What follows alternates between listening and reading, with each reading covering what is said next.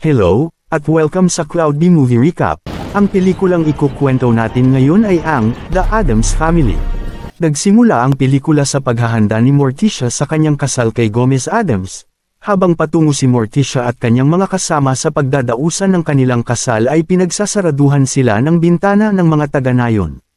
Habang sila ay ikinakasal ng hating gabi ay ginulo sila ng mga taga-nayon, itinaboy sila ng mga tao kasama ang pamilya ni Gomez Addams. Nang tumatakbo sila patungong tulay ay itinaboy sila sa pamamagitan ng paghagi sa kanila ng bowl ang apoy.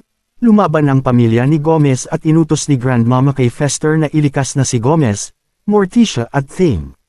Nagpasya sina Gomez at Morticia na lumipat sa New Jersey, at habang sakay sila ng isang sasakyan ay may nabundol silang isang nilalang. Nang lapitan ito ni Gomez ay napag-alaman niya na isang takas na pasyente ito na may problema sa pag-iisip. Dito nga ay nakita ni Gomez, Morticia, at Thing ang kanilang perpektong tahanan sa isang inabandonang asylum sa isang burol. Ang nabangga nilang si Lurch ay kinuha nila bilang isang mayordomo. Naging masaya ang mag-asawa sa bago nilang tahanan. Pagkalipas ng 13 taon ay patuloy na namumuhay ang pamilyang Addams sa kanilang malungkot na buhay ng hiwalay sa labas ng mundo. Nagkaroon sila ng anak na babae na si Wednesday at lalaki na si Pugsley. Tuwing umaga ay inuutusan ni Morticia si Lurch na maglagay ng alikabok. Isang punong gumagalaw ang gumising kina Wednesday at Pugsley. Si Wednesday ay lumapit sa gate ng asylum at kinatok niya ito ngunit natakot si Parker Niddler. Samantala, si Gomez ay hinahanap ang kanyang anak na si Pugsley para sa pagsasanay nito sa paparating na Saber Massacre, isang seremonya ng pagpasa na kinukuha ng bawat miyembro ng pamilya Addams, ngunit pinaglaruan nito ang kanyang ama sa pamamagitan ng pagpapasabog na kanyang inimbento. Pinayuhan ni Gomez si Pugsley na mahalaga ang pagsasanay para sa kanilang pamilya. Habang nasa hapagkainan ng pamilyang Addams ay hinagis ni Morticia sa bintana ang bomba ni Pugsley at sumabog ito. Naging dahilan para makapasok mula sa bintana si Fester. Masayang sinalubong ni Gomez si Fester dahil muli niyang makakasama sa iisang tahanan ang pamilyang Addams. Tinanong ni Wednesday si Uncle Fester kung ano ang naroon sa labas ng kanilang gate dahil may narinig siyang ingay mula doon at nais niya itong imbestigahan. Subalit hindi siya pinayagan ni Morticia sapagkat bata pa si Wednesday at ligtas siya sa kanilang tahanan, dahil dito ay nagtampo si Wednesday at umalis. Isang patalastas ang pinalabas ng isang babae na nagngangalang Margot. Siya ay isang designer ng bahay, pinapaganda niya ang tahanan ng bawat pamilya na naninirahan sa assimilation.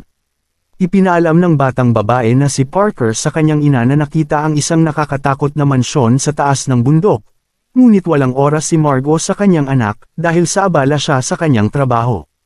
Nagtataka ang pamilyang Addams kung ano ang mga bagay na bumabagsak mula sa himpapawid. At nalaman nila na mula ito sa isang bayan sa baba ng tahanan nila. Sinabi ni Morticia na hindi ito maganda para sa kanila, ngunit sumagot si Gomez na kailangan nilang pumunta sa bayan at ipakilala ang kanilang sarili. Nang makarating na sila sa bayan ay natatakot sa kanila ang mga tao, at dahil sa unang pagkakataon lamang ni Wednesday makita ang labas ng kanilang tahanan ay namangha siya. Narinig ni Morticia ang mga sumasayaw at kumakantang mga bata sa plaza. Pinuntahan nila ito at inakala nila para sa kanila ang sayaw at awit bilang pagbati sa kanila. Lumapit si Fester at umawit at sumayaw siya sa harap ng mga tao at inilabas niya ang mga nakatagong paniki sa kanyang katawan. Dahil dito ang mga tao ay natakot at nagsitakbuhan. Gayunpaman, naniniwala pa rin si Gomez na hindi na sila ang mga tao sa nakaraan at kailangan nilang makilala ang mga tao sa kasalukuyan. Lumapit si Margot at binati ang pamilyang Addams, inalok niya sila ng makeover interior design para sa kanilang tahanan. Nagdalawang isip si Morticia ngunit sa huli ay pumayag ito. Dumating na ang araw ng pagbisita ni Margot sa mansyon ng pamilyang Addams, pinakita ng mag-asawa ang bawat parte ng kanilang tahanan at kung ano ang kanilang ipapaayos. Samantala nakilala ni Wednesday si Parker sa itaas ng puno at kinuha niya ang telepono ni Parker sapagkat wala siya nito.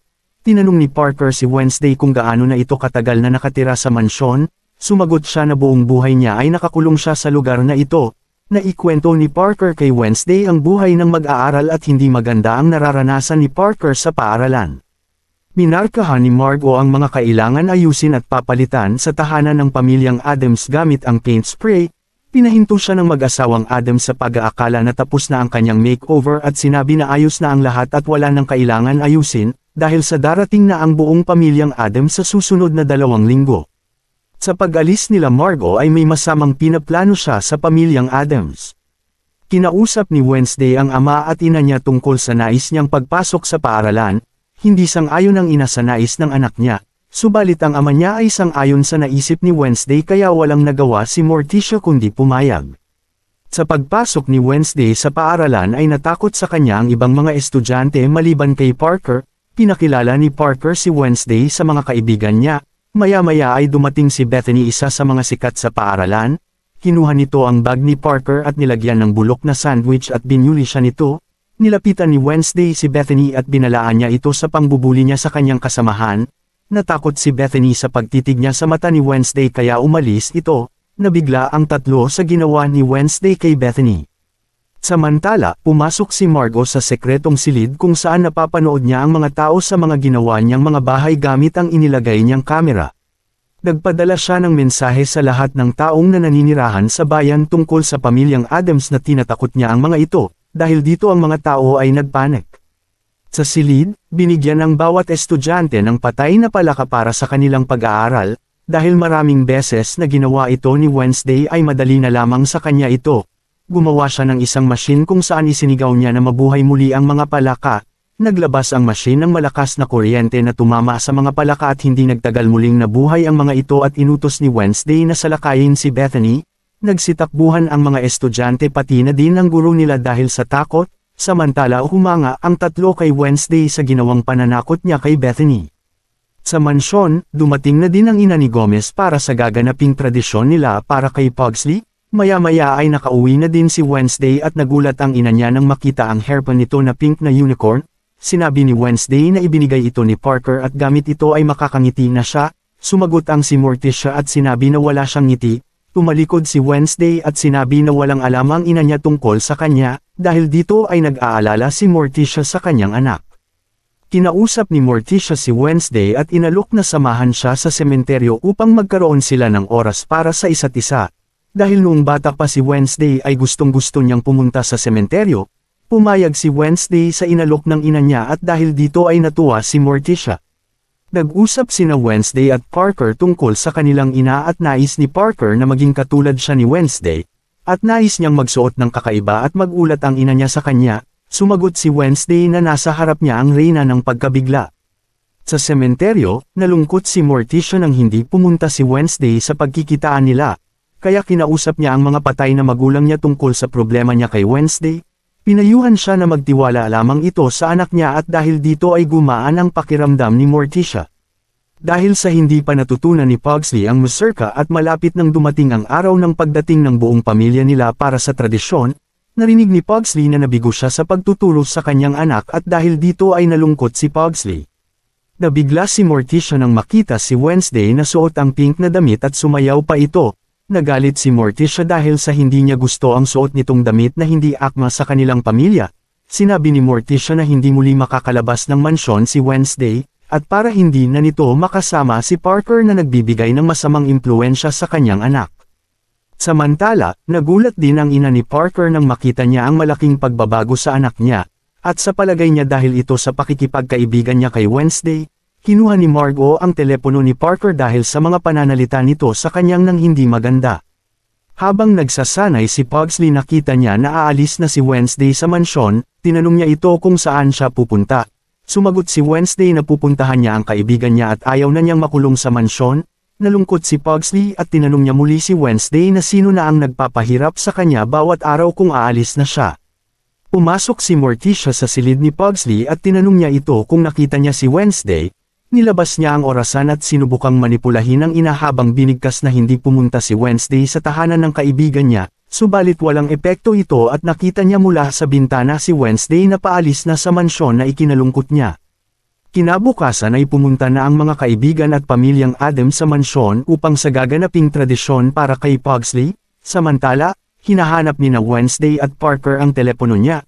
Nakita ni Wednesday ang crafting room ng ina ni Parker at sa palagay niya dito nakatago ang telepono ni Parker.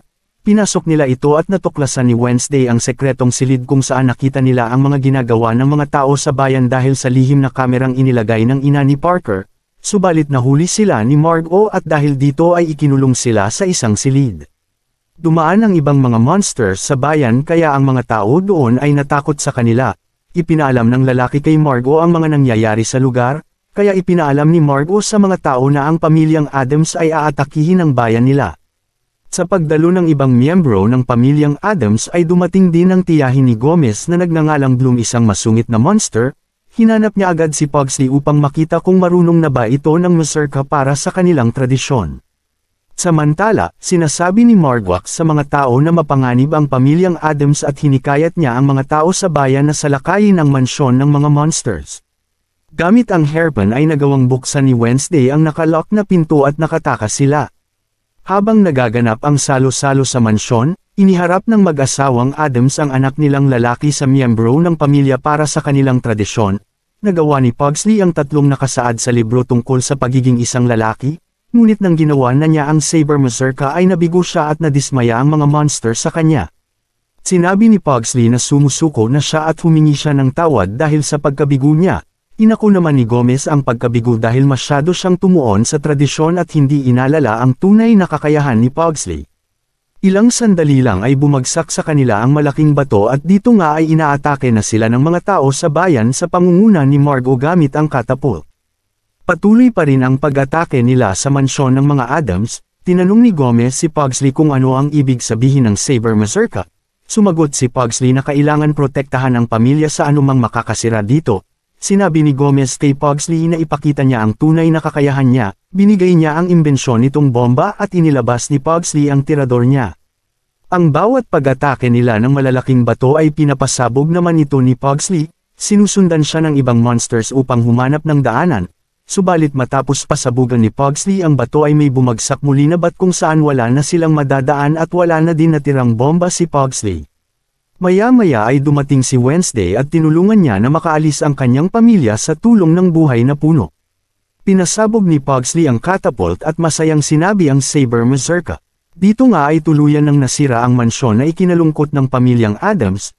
Nakita ng mga tao na hindi masasama ang mga monsters dahil sa nagmamahalan sila na isang pamilya.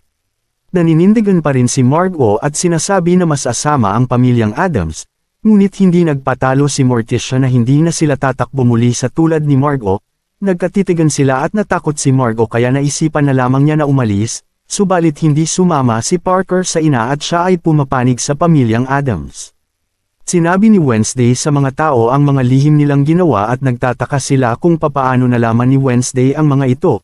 Ibinunyag ni Wednesday na naglagay ng lihim na kamera si Margot sa bawat bahay na ginagawa niya, at pinapanood niya ang bawat kilos nila. Nagulat ang lahat nang malaman nila ito. Sinabi ni Parker sa ina niya na nakalive sila at pinapanood ng 3 milyong tao ang tunay na ugali ni Margot, at dahil dito ay tinanggal ng network si Margot sa palabas. Nag-alala si Margot dahil mababaon siya sa utang at walang magbabayad sa mga bahay. Lumapit si Fester kay Margot at handa siyang tulungan ito, dahil sa type niya si Margot.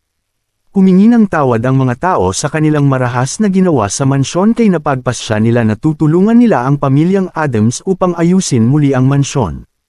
Inayos nila muli ang mansyon upang bumalik muli ito sa dati at pinaganda pa nila ito. Dahil sa katapangang ipinakita ni Pugsley ay masayang natapos na ang tradisyon at pinapakita na siya ay nagtagumpay sa saber mazurka. Ngayon ang pamilyang Addams ay masayang nagdidiwang sa natapos na tradisyon. Dito na nagtatapos ang pelikula. Kung nagustuhan ninyo ay maaari lamang mag-iwan ng subscribe, like and share. Salamat sa panunood hanggang sa susunod na video.